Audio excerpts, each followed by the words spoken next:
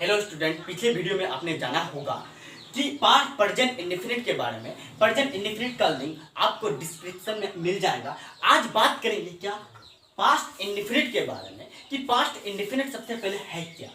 सबसे पहले समझते हैं पास्ट इंडेफिनिट में मतलब इसमें क्या कोई काम हो चुका है या समाप्त हो चुका है या खत्म हो चुका है, पास्ट इंडेफिनिट हो गया।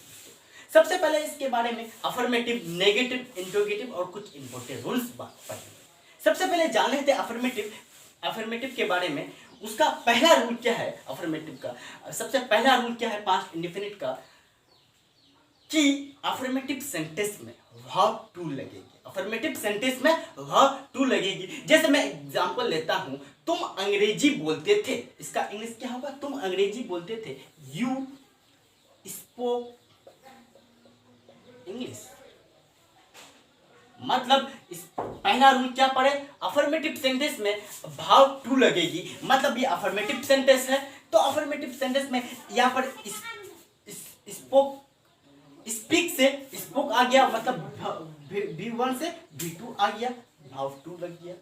पहला रूल अफर्मेटिव का, कोई दिक्कत नहीं होनी चाहिए। अब बात करते हैं नेगेटिव के बारे में। नेगेटिव क्या कह रहा है कि सबसे पहले नेगेटिव के बारे में रूल पढ़ लेते हैं। सेकंड नंबर रूल पढ़ लेते हैं। क्या कह रहा है? नेगेटिव सेंटेंस में सब्जेक्ट के साथ डिड नॉट जुड़ता है। नेगेटिव जो सेंटेंस है उसके साथ सब्जेक्ट के साथ डिड नॉट जुड़ता है। मैं एक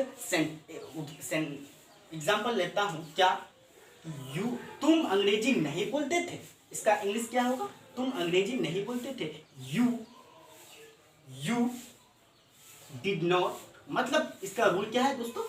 सब्जेक्ट के साथ सब्जेक्ट ये हो गया, you did not speak. Rule क्या पढ़े हम? ठीक है, रूल क्या पढ़े हम? सब्जेक्ट के साथ डिड नॉट जुड़ता है नेगेटिव में, तो यहाँ पर सब्जेक्ट ये हो गया, उसके बाद इसके साथ जुड़ा डिड नॉट, कोई दिक्कत नहीं। लेकिन क्या यहाँ पर हम अफर्मेटिव सेंटेंस में यहाँ पर स्पीक के जगह भाव टू लगाए थे। लेकिन जहाँ एक बात याद रखना, जहाँ डिड नॉट रहे वहाँ हमेशा क्या V2 के जगह V1 लगाना है। V2 के जगह V1 लगाना है। कोई दिक्कत, कोई परेशानी नहीं होनी चाहिए। अब बात करते हैं इंट्रोगेटिव के बारे में। इंट्रोगेटिव के बारे में सबसे पहले रूल जान लेते हैं। इंट्रोगेटिव सेंटेंस में सब्जेक्ट, इंट्रोगेटिव सेंटेंस में डिड सब्जेक्ट से पहले होगा। इंट्रोगेटिव सेंटेंस में जो डिड है वो सब्जेक्ट से पहले होगा। जैसे मैं एक एग्जांपल लेता हूं, क्या तुम अंग्रेजी बोलते थे, इसका इंग्लिश क्या होगा? डिड। रूल क्या पड़े? Did you speak English, did you speak English. मतलब रूल क्या पड़े? सब्जेक्ट से पहले डिड का यूज करना है। सब्जेक्ट यू हो गया तो डिड का यूज कर लिए। अब बात करते हैं जहां डिड लगे वहां V2 के जगह V1 लगाना है। सिर्फ अफर्मेटिव सेंटेंस में लगाना है V2 को, और बाकी जहां डिड नॉट लगे, डिड जहां लगे वह V1 को यूज करना है। कोई दिक्कत नहीं होनी चाहिए।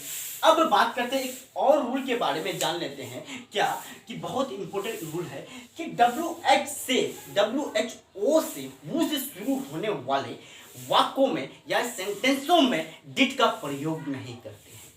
WHO से शुरू होने वाले वाक्यों में डिड का यूज नहीं करते, डिड का प्रयोग नहीं करते। जैसे मैं एक एग्जांपल लेता हूं, कॉलेज कौन गया, हु वेंट टू कॉलेज।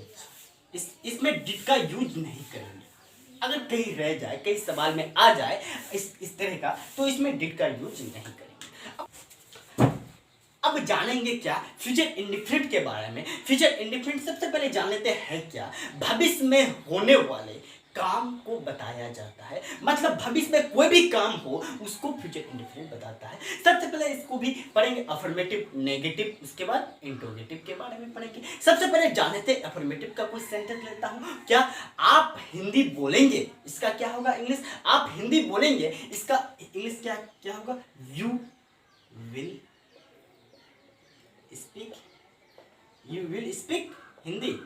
आप हिंदी बोलेंगे, यू विल स्पीक हिंदी। मतलब इसमें रूल क्या है, ये वर्ब स्पीक जो है वो वर्ब हो गया, स्पीक जो है वो क्या हो गया, वर्ब हो गया, ठीक है। उसके बाद स्पीक से मतलब भाव से पहले विल लगेगा, क्या भाव से पहले विल लगेगा, और सब्जेक्ट के बाद विल का यूज होगा, कोई दिक्कत नहीं होनी चाहिए। अब मैं इसका नेगेटिव सेंटेंस लेता हूँ, क्या नेगेटिव सेंटेंस लेता हूँ, तुम हिंदी नहीं बोलोगे, इसका क्या होगा, यू विल नॉट